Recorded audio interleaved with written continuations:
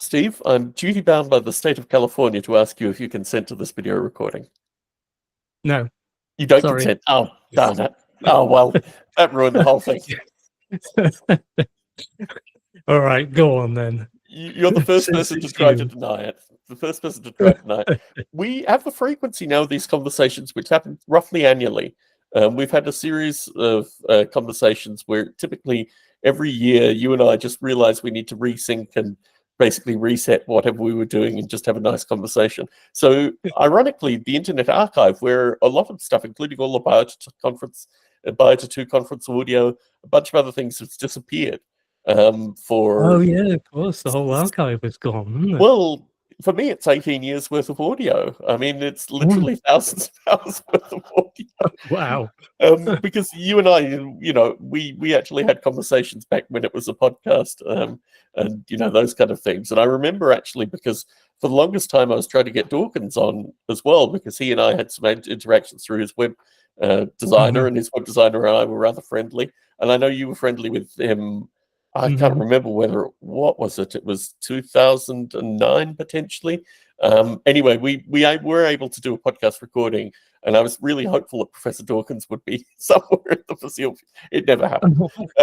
But anyway, it's a real pleasure to have the chance to chat with you, Steve, because, like I say, our paths have been intertwined. When I was in the UK, I did a BBC4 interview that they invited you on, and instead was the fellow's name Nick Colasanti or Rick Colasanti? Might have been Rick Colasanti, yes, I yes. remember Rick. Yeah. So Rick, you nominated Rick to be the person to talk with me instead. It was quite infamous because I was in the north at the time, and they did absolutely no mic checks for me. So as soon as I started talking, I immediately sounded like a Dalek or something, and they had to do adjustments to. But thankfully, thankfully, I guess Doctor, perhaps even Professor Colasanti now, came through nice and crisp and was able to do a bunch of. But it was only a 12-minute thing, so that it's probably on the Internet Archive with everything else that I've ever recorded. So anyway, I hope they've archived the archive. They haven't had to destroy everything, have they? Or just take it down? They've just taken it down. So my hope is somewhere there'll be a weekend where I could just go, okay, let me download all the audio that's important to me. I mean, some of those conversations were really, I talked with a fellow called Roy Plotnick about the Cambrian explosion. Oh, I remember Roy too. Yeah. And yes, so, these conversations with people are just disappearing. And unless they come back, I don't know what we're actually going to be able to do with it. So moving that aside, when we were last speaking, you were working on, what was it, the Zoological Society of, what was the place that you had created? Frampton Gurney was the name of the village. Yes, yeah. Yes. How is the zoo?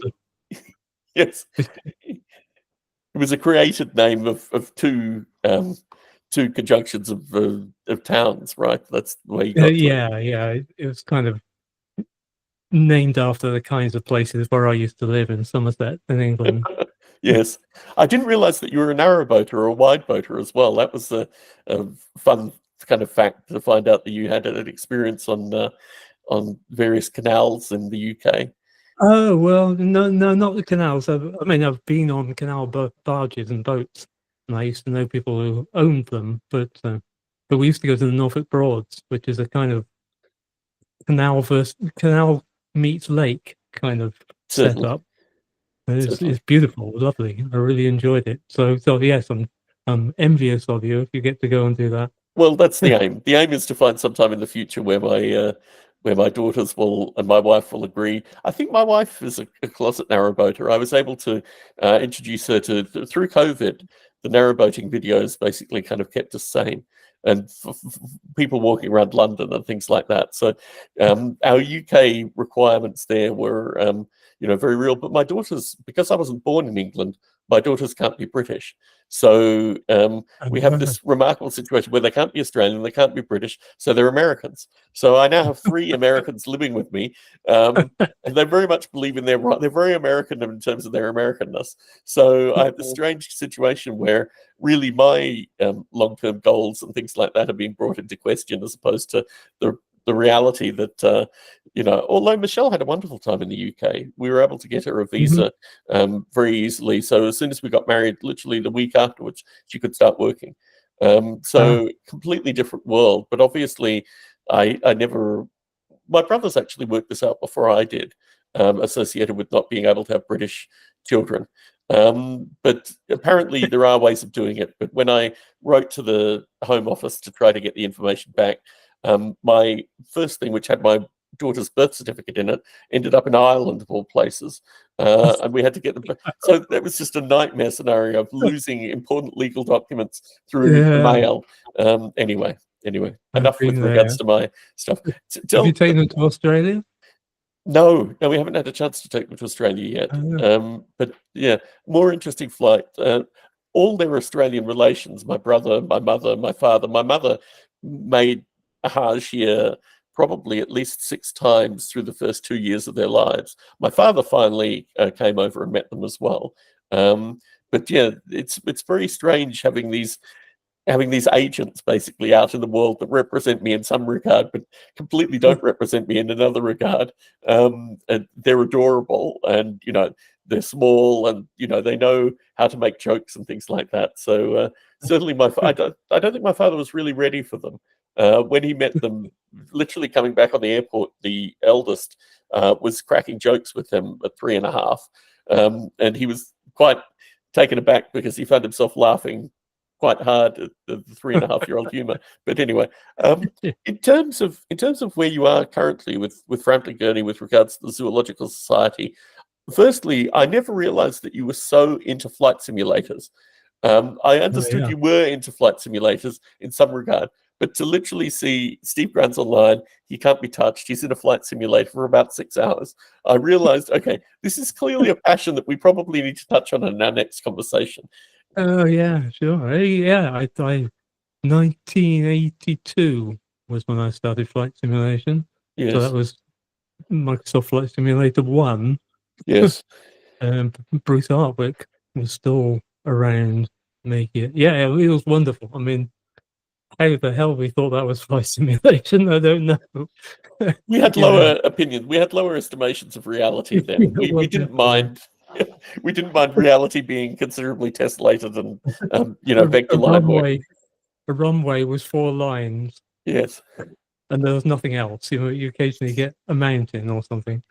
Did they have But yeah, clouds that early, or clouds weren't a part of it until probably the late 90s, I, or don't- late 80s rather? yeah, I can't remember, to be honest. I remember the lines. I remember the terrifying feeling of coming into land, even though it's a rectangle. Yes, yes. But then I took up flying for real a few years after that. Oh, And did you? then, Yeah, my brother's a pilot too. I know. I uh, meet pilots out in the wild, so you fly for real as uh, well. and not anymore. No, I had to give it up. I was too expensive to insure once I became important. Yes. So is it when you gain the OBE you can't fly anymore in commercial aircraft, or It was what's the before then. Yeah, before then? yeah, when Creatures was about to be launched, I think Oh, they tried to interesting. insure my life, Oh, and it was too expensive, so they insisted I gave up all dangerous sports, including flying, because I flew interesting. microlights. Yes, So they were a bit dangerous. Um, yes. so yeah, it's a real shame. I really enjoyed it. I owned 2 planes and had a wonderful time, and uh, and then had to give the whole thing up. So now I'm back to flight simulation. That's all I can do. But Very good. Microsoft Flight Simulator 2024 is coming out in a couple of weeks, and it's Interesting. mind blowing, absolutely amazing. Yes, They've done some wonderful stuff. yes. Yes, it's fascinating because the trajectory of flight simulation and the trajectory associated with graphics and day life and these kind of things are all intertwined for me. But you've had Hmm. an interesting, I guess, because you haven't had a project. I mean, I've been doing my project for 28 years now. I'm still coding it, still getting it into Swift, and still. So for me, there's this notion of dog fooding, which is when I have free time, when I'm allowed to have free time in the evenings. I just work on the simulation and just kind of Hmm. furiously tap away at it because I'm using it and I want it to do things and all. And you get into very strange states associated with Apple's particular graphics, and you've got to write your way around that. And I remember you heavily leaned towards the Microsoft Hmm. just methods of doing things from relatively early. I remember when we put Symbiosis online, I was like, okay, I probably need to learn some of these paradigms. I'm still not really up to speed with the directional paradigms, just because I've been so heavily Right. invested in Apple for so long. But in terms of where things are currently, what are the obstacles? What are you looking at currently? What gives you continued enjoyment as you do this stuff? Well, I've been working on this project for 12 years, Yes, which is just ridiculous. No income for most of that time. yes, Uh, but it's coming on now. I've just been working on a new website to kind of expand it out. I did a Kickstarter to initially fund it, yes, certainly. and so then it became a private website just for Kickstarter backers. So nobody knew about it. Although apparently there's a Reddit subreddit There entirely is, about my there game is, already. I there dare is. look at it. It's interesting actually, because I mean, I think last time we talked, and as we talked candidly via email since, your kinds of fans are unique individuals. I had a fellow who was porting my stuff to Unreal, the Unreal Engine. He has a PhD and got his PhD specifically Mhm. because of your work. So he came on the International Society Discord channel and started asking questions about you. And I was the only person who knew anything about you. It was quite strange, because I thought, I'm answering all these questions, but someone else here must know something about Steve's work. No one knew anything. The fascinating thing with artificial life is I was sure it was going to die through COVID. I was sure that basically the knowledge, the history, the grips associated with the many different iterations, from Langton et al. Uh-huh. You know, we are seeing people being expunged from Wikipedia, which is still an issue Yeah, associated with the history. yeah, But just in general, what happened was they did virtual conferences. The International Society did virtual conferences. So right. rather than getting the same people out there doing the same things over and over again, Blocky Walkers et al., many different forms associated with that, a bunch of new people who didn't have any of the history, none of the historical baggage, were, doing ML degrees and fine arts degrees, and came from all different areas that had never really permeated the community before, Uh-huh.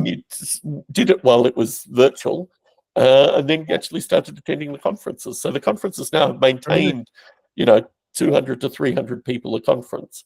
Hmm. But now they're just completely different people. So the last conference they had, half the people this was their first conference for artificial life, at least. Wow. So it is very It, interesting it, that the International it's Society has continued on.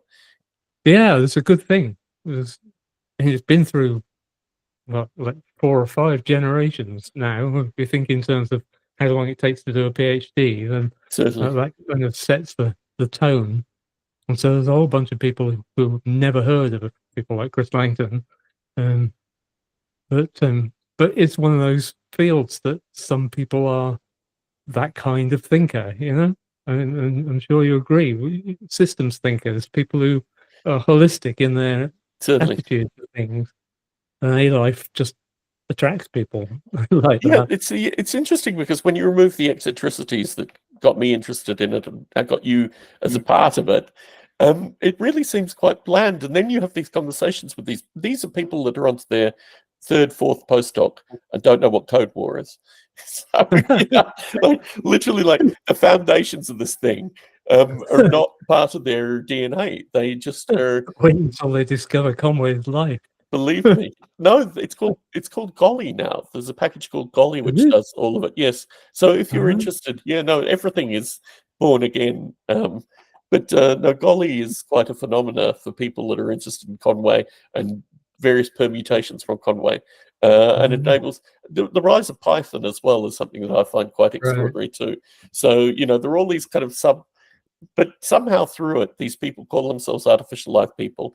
They now have amazing. Cambridge has a bachelor's degree with artificial life, where you could do Really? machine learning, philosophy. You could do all these kind of things together, and they'll give you a degree at the end of it. So Right. Well, that's good. I mean, it did go through a bad patch, I think, because there were these things by the third generation of students. Everything has become dogma, yes, exactly, exactly. and nobody knows how freaky the first generation of A-lifers were. Yeah, You no, know, exactly, exactly. It really is very strange, because I look back on the Biota conferences just as a way of showing that freakiness fundamentally.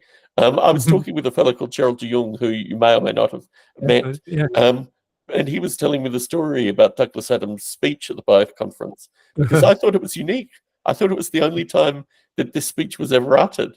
And this is the irony, because, of course, Dawkins quoted it, and he said some conference in the mid to late 90s, I think, in The God Delusion. He attributes apparently Douglas Adams gave the speech at everywhere. He went to a Java conference the next year and gave exactly the same speech verbatim. It was just a speech. So that's Douglas all over. I mean, just look at his books. I mean, it's basically the same story certainly, 5 times, yes, but with different endings each time. He was a great raconteur, and yes. he tried that speech out because I invited him to Biota too, and he didn't really know why he was coming, and he tried that out. He wasn't going to give a talk at all. I asked him to give a talk, and he wasn't going to do it because he didn't know anything about science, and we were all scientists. Yes. And but in the bar the night before, he tried it out on Richard Dawkins and me, and we laughed. So very good. Well, onwards to Java 1 and various other conferences where it was that story, once I realized that was the case, it opened up a whole period of time in my life where I was trying to contact the Douglas Adams estate and get them to, own copyright to it and stuff, because we were constantly being not copy striked, but just people were taking the information and utilizing it. And certainly in The God Delusion, I thought this is actually a published work that is doing that. What I didn't realize was this was just Douglas Adams' shtick that he said everywhere, and it could have been any conference from Biota 2 to Java 1 where he had given this speech, and just the fact that it was verbatim from the audio from the Biota conference, it seems relatively incidental once you realize that the man was clearly brilliant and utilized it in many settings. So yes. Well, don't be surprised. He had 1,000 stories in his head, little ones, and he would just assemble them in a different way every time he talked about it. So yeah, it's not like he had the same speech and gave it elsewhere. It will have had elements of the same speech. Certainly. Well, as Dawkins published it, it wasn't elements of the same speech. It was the speech verbatim, which was quite curious. But anyway. The transcript you have, my wife Anne wrote that. She transcribed it. Every Tal Day I get corrections to it, which is another reason that I wanted to pass it on to the estate, because every Tal Day people have their own version of the audio which they put together, which is slightly different. So I've been overwhelmed by the nuances associated with that particular talk. Right. Well, Anne was there. She was the girl at the very beginning. Doctor said something along the lines of, "He's just realized you're just a bunch of guys," and she said, "And girls," in a very light voice. That was Anne. Yes. No, I remember that very well, actually. I mean, this is the problem with the Internet Archive and Wikipedia and all these things, is that these stories get lost. And this is one of the things that you certainly, somewhat in jest, I think, asked me why I continue to do these things after so long with the same people. And the nuances that come through in each interaction, I think, are critical. And as they get lost, my hope is that someone will see this video and be interested, at least, in digging a little bit closer into, your work, perhaps my work if I'm lucky. But it is very interesting that it's these kind of casual conversations which actually generate a lot of the history and understanding associated with this thing, basically. Yeah, well, we're both old farts now.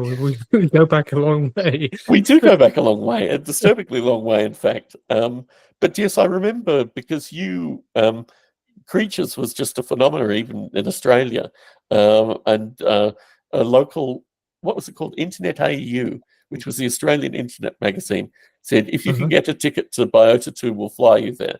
And I was like, okay, this is a good opportunity. So I think I put in a couple of papers and did a bunch of these. Will Wright, ironically, of The Sims, did at the same time as well, tried to get a Biota 2 ticket. Yes, he did. He did. So we both missed out together on our Biota 2 things. But I would have, I think I've told you this in the past, I would have swept up and assembled deck chairs and done whatever was necessary. I mean, really, it was the calling associated with these are like-minded people. They might be on the other end of the earth, but they're at least like-minded people. I mean, it's ironic that I've ended up doing audio podcasting and things like that, because it's just a way to connect with like-minded people, basically. Yeah.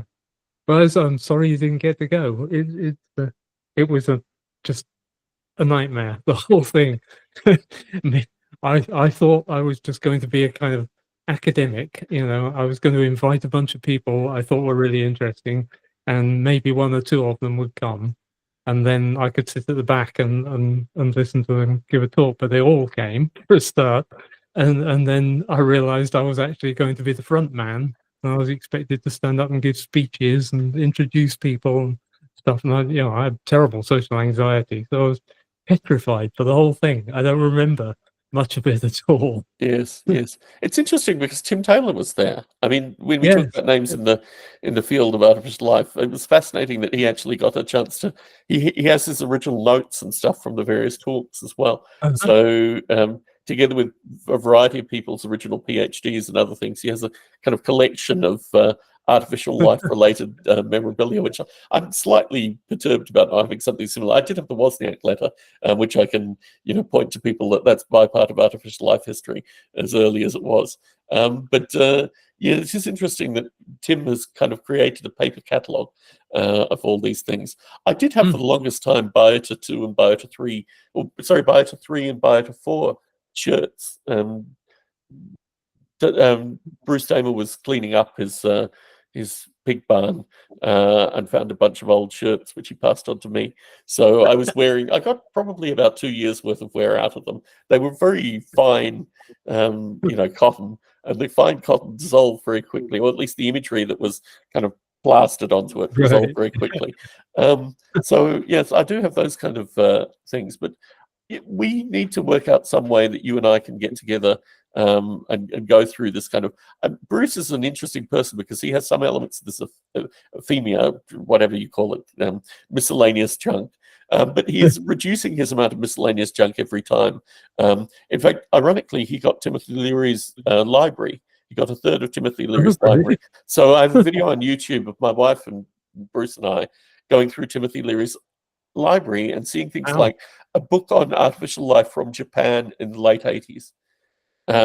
Just amazing things. So I recorded video, took a series of notes, went to ABE Books. I have maybe a third of Timothy Leary's library surrounding me of things that were just of interest, just funny, strange things. And of course, ironically, Douglas Adams was in there as well.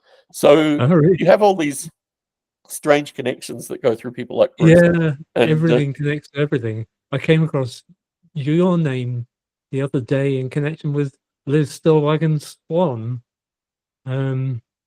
You wrote a chapter for a book or something like that. I wrote a chapter for one of her books too. Yes, I have the books up here. I wrote probably multiple chapters. It was funny because we were supposed to be writing some kind of philosophical discourse, and I can't remember who Liz nominated. I think it might have been her mother, or maybe her father. I think it was probably her mother. And her mother and I were supposed to have some discourse about something, and her mother didn't ever arrange it. I mean, at least the earlier books that I did with Bruce and Dick Gordon and people like that, when you had discourse on the menu, you were actually allowed to do some serious discourse. And so I was a bit dismayed. This was probably the first of three, but The Origin of Mind for me was just a book that was great to write in. I mean, it ticked a number of boxes associated with my own simulation work. And unfortunately, I had this problem of an intellectual property embargo that hit me after the first couple of years when I was working for a small streaming company that no one's ever heard of. So I gave a talk at the company, and that is my 2013 writing on my site. I then had the situation where a comedian did a bunch of stuff to me, including remove me from, Google searches and a variety of other things. And that was the point where I was expunged from Wikipedia as well. So I have this resource of my own stuff. And now Biota is impossible to contain in that. So because Bruce has renamed Biota, it's now I'm not sure which of his projects is attached to Biota currently. I think it might be catching minerals in asteroids or something like that, or Origin of Life. I think it's the Origin of Life, but it has minerals and asteroids somewhere along the line too. There's a kind of continuum of Bruce's work, of which I only have a small intersection with, but have just enjoyed being on for the ride when I've been on for the ride, basically. But we need to get together sometime. I think this is it's becoming a bit ridiculous that we have these conversations every year, and yeah. Well, we're only about 4 hours apart or something exactly. like that. It's the kind of thing. My family owns a land yacht thanks to my time in the Bay Area, so we need to just command the land yacht in your direction and see what happens. So sorry, I keep asking you about Frampton Gurney, and I never actually get the answer. Yeah. I can try and show you it. I think. If I can share screen. It's the arrow. It's the arrow pointing up in the little Box with an box. arrow pointing up. Present now. That looks promising. You've got to select something in there. Select window or screen. I'll go screen. And that will create a nasty visual echo, I guess. Okay. Yeah, right. Let me wave in real time. Very good. Oh, wait a minute. I've lost you. No, I'm there. Right. I'm there. Believe me. Yeah, you're there. All right. Let me see if I can show you. There's very little I can actually show, but I can show you what I'm working on, or I could. It seems to have crashed. No, there it is. No, it's all there. There it is. Perfect. Yes, look at that place. So this is Frampton Gurney. You'll like the train. I like the canal too. It ticks 2 boxes. Oh yeah. I forgot about the canal. Yeah. But yeah, all the action kind of happens back here in this little house. I'll run it and show you some of the creatures. Perfect. But it'll all go horribly wrong. There's something, I swear, in my code. If I don't touch it, it gets worse. Even if I don't run it. That's why I have 28 years of code that I continuously touch. That's the only reason that Yeah, well, that's probably what I'm doing wrong. Because I've been away for the last few weeks building a new website for this. And oh, look at that. That's very nice. All right. So this is Frampton Gurney. I'll make a few creatures and just so you can see them.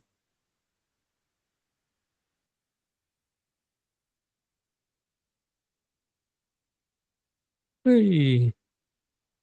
Oh, very nice. I'll do a couple of them. They won't do anything because they don't know anything yet. Oops. Even though they're adults, they're basically a blank sheet. Anyway, these are my creatures. Boy, are they complex. Oh yes. Let me see if I can show you the genome. No.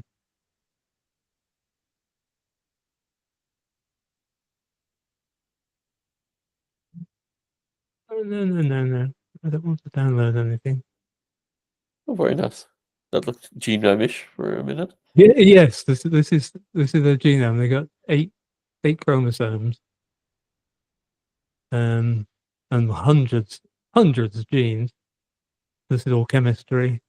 Certainly. So there's a biochemical model and a proper decent genetic model, and but mostly I'm working on the brain. So Certainly. a lot of the stuff is brain genes, but there's a heck of a lot of it. Go back. Where have the creatures gone? No, oh, there you go.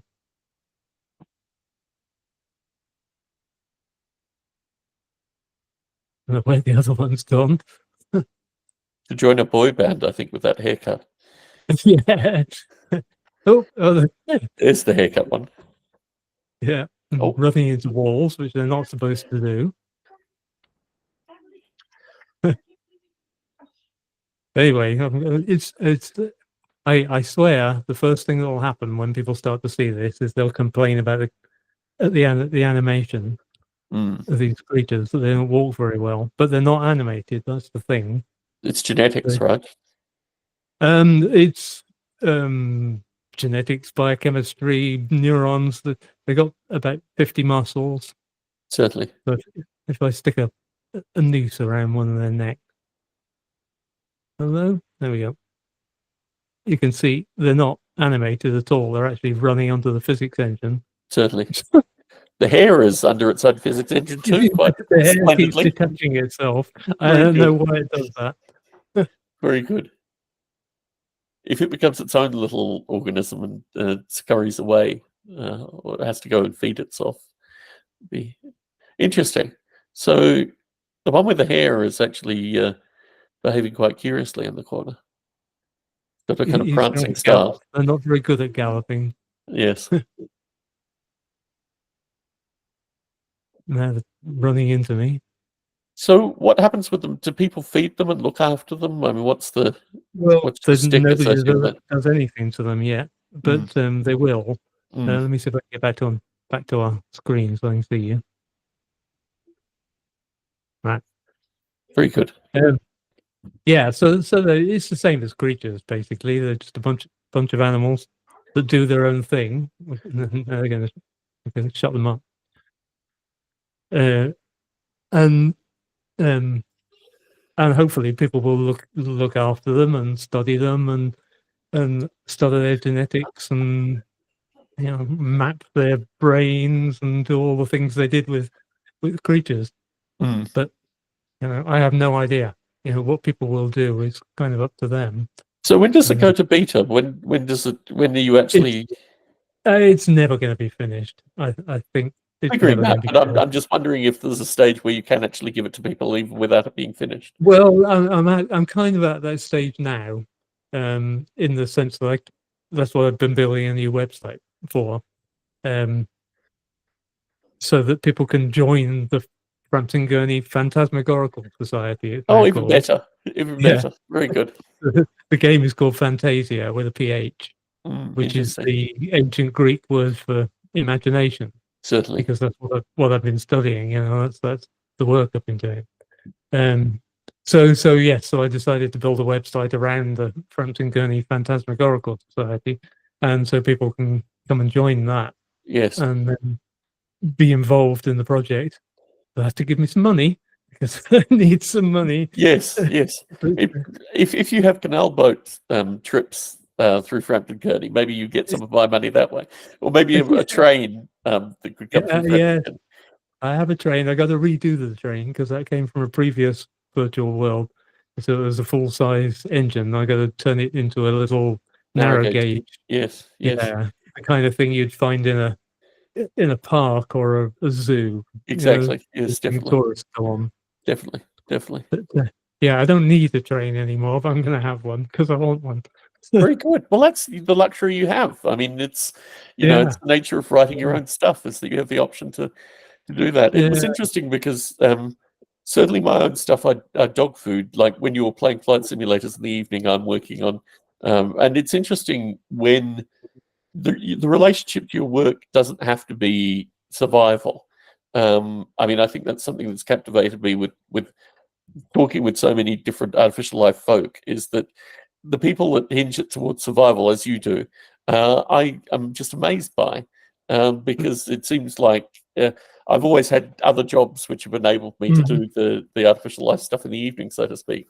But for you, your focus has always been kind of regaining some of the, maybe not all the aspects of what you had with creatures, but at least the aspects with regards to kind of survival and occasionally getting awards from the king and this kind of stuff. So yeah, they give me awards. What use is an award? yes, You can't eat an award. no, Yeah, it's a balancing act, isn't it?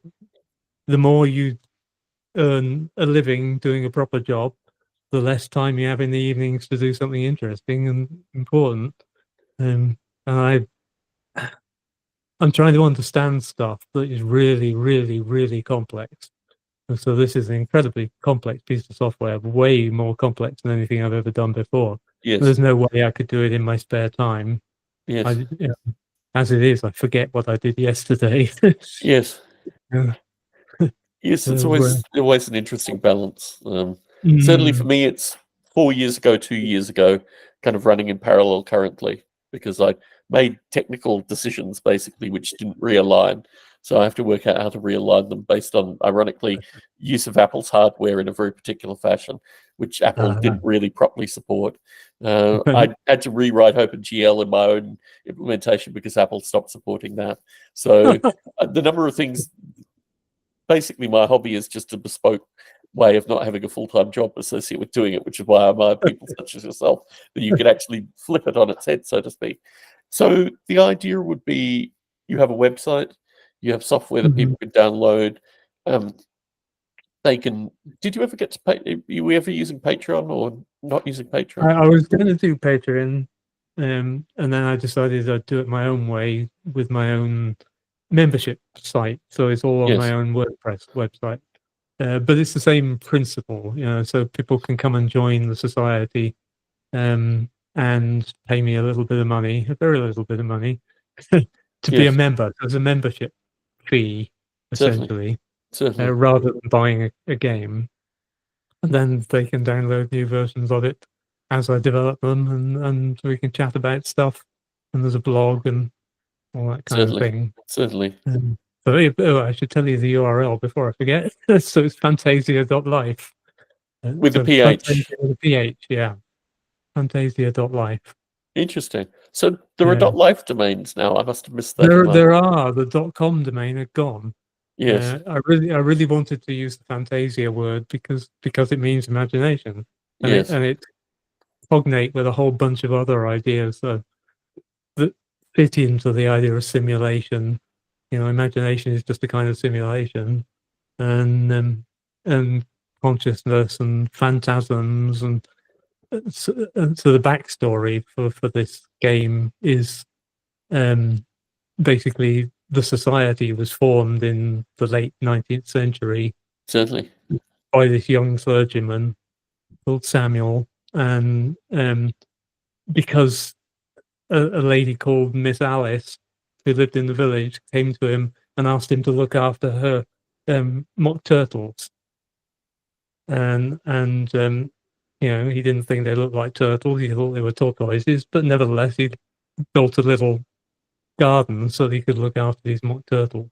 And then he started to worry about what happened to all the other creatures in fantasy stories of certainly, the time, certainly, because and so the basic idea is these are creatures out of 19th and early 20th century fantasy stories, certainly, and so the society kind of fits into that. So it's a, a bunch of enthusiasts who want to look after and care for and study yes, unwanted creatures from old fantasy stories. I think it's a cute idea. I think it'll be fun. Um, but So do you move into dragons and things like that? I mean, what kind of strange yeah, animals do you have? well, my my thinking when I started to think about all this, I thought the really ferocious dragons and the beautiful unicorns, they've got jobs in the computer games industry. Without question, yeah, So they had no problem. But what about all the dragons who weren't very pretty, or couldn't do the flame thing properly, or a certainly, bit ineffectual? yes, So it's basically all the also rans from the fantasy world is the ones that I want to look after. So there'll be dragons. There's a garden in the landscape I just showed you that will be a sort of Japanese themed oh, interesting, garden, and so there'll be dragons down there. And there's the kind of bits of Wonderland. That's where the mock turtles came from. certainly, Alice in Wonderland, and Narnia, and that kind of thing. uh-huh. But it'll be the also rans, the not very famous, not very exciting creatures Less that known couldn't get a creatures. job. Very good, very good. Are you familiar with William Buckland, the pre-Darwinian biologist who studied stuff in caves in the UK? his fossilized turds were his big thing. There's lots of fossils named after Buckland. Yes. Bucklandiae. Yeah, so he was one of when you think of kind of fantastic creatures being represented in mythology more than anything. I mean, Buckland was his line art is what drew me to him. Just amazing line art associated with the caves and the fossils and these kind of things. But yeah, the UK has had a history of clergy that overlap into biology and overlap into kind of possible fantastic creatures, as I'm sure the mammoths were fantastic creatures when Buckland first found them and started sketching them. So there is an interesting history with regards to the creatures being fantastic in one regard and then eventually real in general. And I've always wondered about with mythology that obviously, some person found some big bones somewhere and said, this is what I slayed. And everyone said, dragons, easy. So, my view is that the movement of kind of fantastic to reality back to fantastic has a very interesting history with regards to biology and clergy and these kind of things in the UK in particular. I agree. And these levels of phantasms are really kind of essential to what they do, because the brain is a simulation machine. Without question, yeah. We are simulations in the simulation machine. Yes, and we create simulations like the financial system or the road system, or we create all the simulations ourselves. Yeah, it's turtles all the way down. Amen, or tortoises, as you pointed out. But yes. Interesting. So what are the plans associated with time frame? What do you get a sense that obviously you've announced the website on the video cast, but what's your sense associated with time frame with regards to this stuff? Well, it's never going to end, I don't think. I'll get Alzheimer's and have to disappear before I get anywhere with this. It's such a complex piece of software, but I think I've reached the point now where I can actually let it out to more the general public, people who are interested but didn't necessarily know who I was or what I'd done before or things. Whereas there are plenty of people that do that. I mean, as you noted, you have Reddit threads that are already devoted to your work. So I mean, you have people that have basically been following you from creatures up until now. It's one of the interesting things I find is these people contact me periodically as well. I obviously have some kind of, I don't know, well, you answer maybe 1 in 4 of my emails, which I'm not sure what you do with the rest of the world for their emails, but there are a bunch of Steve Grant devotees that occasionally hit me up and ask what's going on currently, and I can point them to audio, thankfully, and now video to actually explain that. But it is interesting. I think last time we talked about the idea that you're viewed by all these people as a capital S scientist, that what you're doing is 100% science, 100% should belong in academia. I've always thought of myself as a capital H hobbyist at best. What do you change over time? Do you still feel that your work is fundamentally scientific, or do you just think that these are people that obviously have a very kind of rose-colored perspective with regards to your work? I don't know. There are different communities, I mean, the people who thought I was a capitalist, they were mostly artists. Yes. And they were postmodern artists. Yes. I gave a talk at the Institute for Contemporary Arts in London once with a couple of other scientists. We did a 3-panel session, and we got attacked. We got lynched by all these artists. Yes. Who thought we were trying to take over the world, and we were trying to create robots that would take over the world, and they really hated us. So yes. This really upset me. So I went back and gave another talk, and this time I insisted on speaking alone and standing up instead of behind the desk like they usually do at the ICA. And I thought I'd give an art talk and talk about how artificial life is fascinating from an intellectual and artistic perspective. And I gave this talk, and it was really hard going. Nobody was going for it at all. And then I talked about Conway's life, showed a picture of Conway's life, and how it knocked me off my chair. Literally, I fell off my chair the first time I saw that, and nothing from the audience. And then a hand went up at the back, and someone else said, it changed my life too. And then from that moment on, the entire audience was on my side, Interesting. which is very weird. It turned out the guy who stuck his hand up at the back was Brian Eno. Oh. And suddenly everybody was on my side because they were on Brian's side. Very good. So really, you need to take the right people to these conferences in order to be. Yeah, that's obviously the thing. You just got to have the right stooges in the audience. Yes. Something I've done recently, which fits in with the discussion associated with the A-Life conference specifically, is I've started doing remote conference talks. Obviously, I couldn't make it to Copenhagen, so I gave 2 talks for the, what is it, Emerging Researchers in Artificial Life group, ERA. Yes. No, they're the new. They're basically representative of the people that have 4 postdocs and are still literally coming to terms with Jeffrey Ventrella's work, which he unfortunately is being one of the people that's being expunged from, or is already expunged from Wikipedia. So yeah. I literally have, I literally have a bookshelf which is an homage to your work, Jeffrey Ventrella's work. Just a series of different. My copy of Levy, I've lost. My copy of Margaret A. Bowden, I lost. I need to. When I left Australia, my books went to the wind, basically, and I really need to buy Margaret A. Bowden. I was on the International Society Board for a period of time. I nominated Margaret A. Bowden for a Lifetime Achievement Award. We'll call her Maggie. It's all right. Maggie, yes. Anyway, yeah, and all the people on the board were like, "Oh yeah, we've never done anything for Margaret A. Bowden." Oh yeah.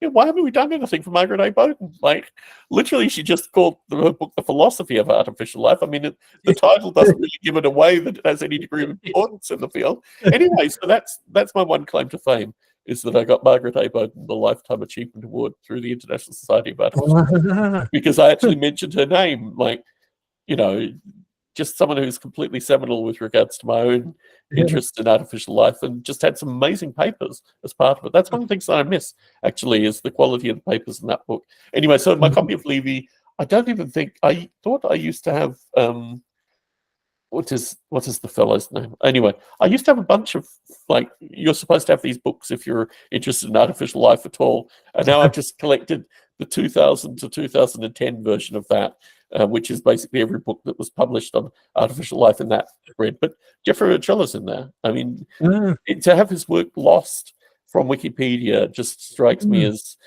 quite obscene that Wikipedia is just moving in this direction. Anyway, for another time. Is it malicious, do you think? When it was with me, I was at a particularly curious point in my life where you couldn't actually find any of my work online, because I had this individual who was actually paying Google searches to not hit my site and not do all this stuff, because he had a tour at the time called Noble Ape, and he didn't want me doing my Noble Ape thing with he doing a tour. He made $30 million in the year that he did the tour. I refer to him as an alleged comedian, which apparently other people use now as a general vernacular. His alleged lawyers were particularly scary, not even in an alleged sense. But it is interesting that I think certainly the people who remain academics at universities, they usually have a wiki in residence, a wiki person in residence, that just makes sure that their stuff is never messed with. So if you look at an academic of a similar age, or at least an academic in their 30s or 40s that's had some degree of, notability, then they will have their university maintaining their Wikipedia page and these kind of things. For those of us that are independent, I never joined a society that would have me as a member. So, we are the people that are losing out in this ever-refining thing. But moreover, I feel now my stuff is on the ISIL website. I feel that's far greater importance or attention than it was on Wikipedia. I mean, Wikipedia did generate a lot of contacts with regards to my work, without question.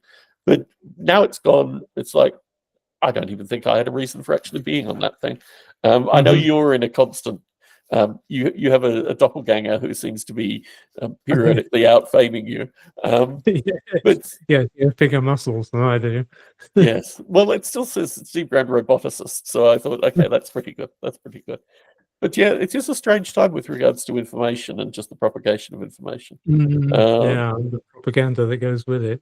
Man, I wondered about the malicious stuff, because we were talking about Liz Stillwagon Swan.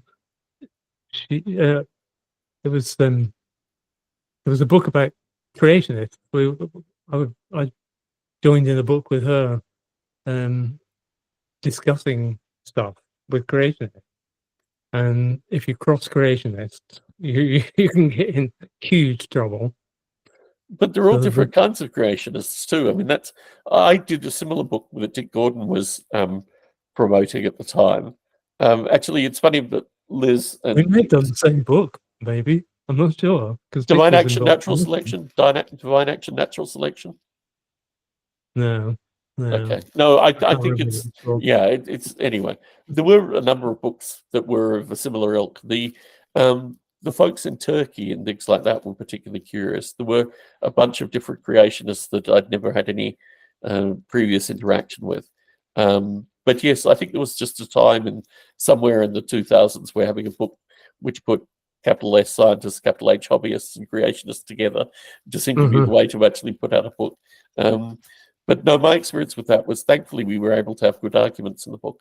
But yes, that's about all I remember about that. Yeah, we had good arguments. I enjoyed it.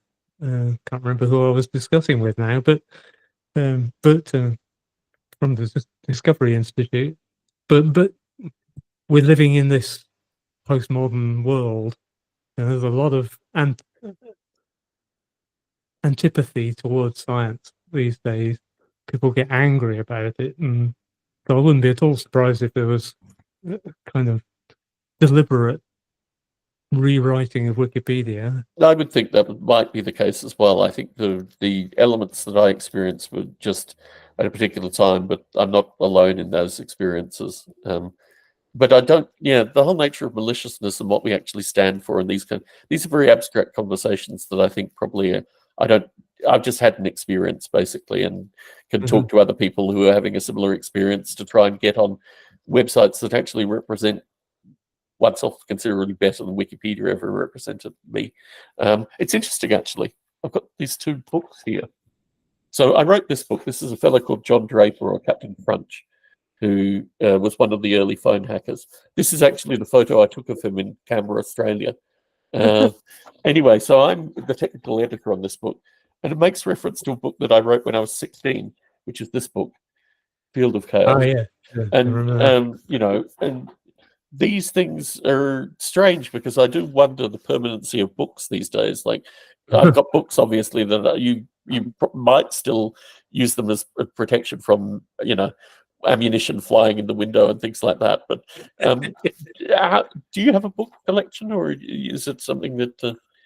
I have a particular book collection because I had a midlife crisis and ended up moving to the US and Yes, married, got divorced and stuff, and so most of my original books are still in England, but I have the ones that matter to me here. interesting. Personal ones, so including Stephen Levy, and so I still have a copy of that, and Mitchell Waldrop and Complexity. But mostly of the books I have here in my apartment are books written by people I know, or books I'm in, so I don't have a huge collection anymore. Yes. Do you get contacted by people that are Lucy devotees still? Is there still a Lucy community that you have? No, there was never a Lucy community. I don't even know why Lucy had any kind of. Well, I mean, she was in a documentary, and I suppose that sort of spread her around. I was absolutely mind blown when the London Science Museum asked to have her. Yes. Yeah. What? You'll pay to take away this junk from Well, at least you get your oscilloscope. I can see your oscilloscope in the background, so at least you managed. Yeah. Yeah. Yes, I'd love to do more robotics. I really enjoyed it. Oh, that reminds me, I found something.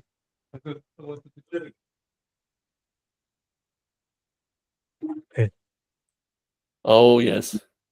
Oh yes. Extreme close up in my part.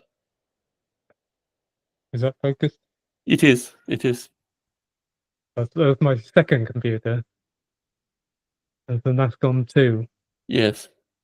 And the first one I had was NASCOM 1. But Interesting. 1979. This one. Yes, definitely. So I thought you'd like to see that. Most definitely. Yeah, one of the sad points when I got married about 22 years ago now was I had to ditch all my old computers. It was just one of these things where just my life wasn't big. Honestly, I have enough junk in books alone to make moving a particular hassle. But yeah, a bunch of old computers. I had a friend in Australia who I've reconnected with periodically, who basically you remember Bob Bottram. He was basically the Australian version of Bob Bottram, who I knew. He was a Welsh fellow. His family was from Wales, and he was absolutely obsessed with early British computing. He had all the acorns and all the, but the individual, as you say, like you have with the single board stuff, with just little, not even LED, like 9 segment displays across the top and things like that. So, yes, thank you very much for sharing. It makes me feel a little bit misty-eyed that I can't continue to maintain these kind of things in my space, but no, much appreciated, much appreciated. That computer had 1K of RAM, so about 640 bytes were actually available for programming in. Yes. And, so I have a dig at A-Life, modern A-Life. Now this computer, this PC I have here, is 100,000 times the amount of memory in it. Yes. How much has AI and A-Life moved on? Well, that's interesting, actually. I did a conversation recently with a fellow called now you're testing me. Ken Stanley. Professor Ken Stanley. He worked at OpenAI for a period. He left OpenAI. His big shtick is open-endedness. So Tim Taylor and I kind of went, good cop, bad cop with him. Although I'd interviewed him 16 years ago. And it was interesting through that the big thing is, $10 million runs. Artificial Life hasn't had any $10 million runs. And I said, I think we have had a few $10 million runs. It's just not an instant of $10 million. It's over a certain period of time. I mean, just Avida and the Michigan State University folk, I would have thought was a $10 million run in A-Life quite comfortably. So, yeah, there is this kind of curious notion. We've avoided completely touching on the topic that we both hate to talk about. So I think this is probably a good time to actually conclude the recording here, Steve, and just say it's been a great evening worth of banter. I'm sure the Steve Grant superfans are going to get a lot out of this. Any final words for the fan base? No, I'll tell you the URL again, fantasia.life. You can't actually give me any money at the moment, but you can join up. So that's a start. And yes, we'll see what happens. Now I have 100,000 times as much computer power as I had then. Amen. A lot better. Amen. Steve, it's been an absolute pleasure doing this video cast with you. This is clearly the medium that we should have done for, the past 10 years at least. So moving that aside, in a year's time, when things are, kicking along with Fantasia, it would be a pleasure to have a chance to chat with you again. Sure. Yeah. I'll come and see you in Vegas. Definitely. Anyway, pleasure as always, Steve. Take care. Yeah, see you.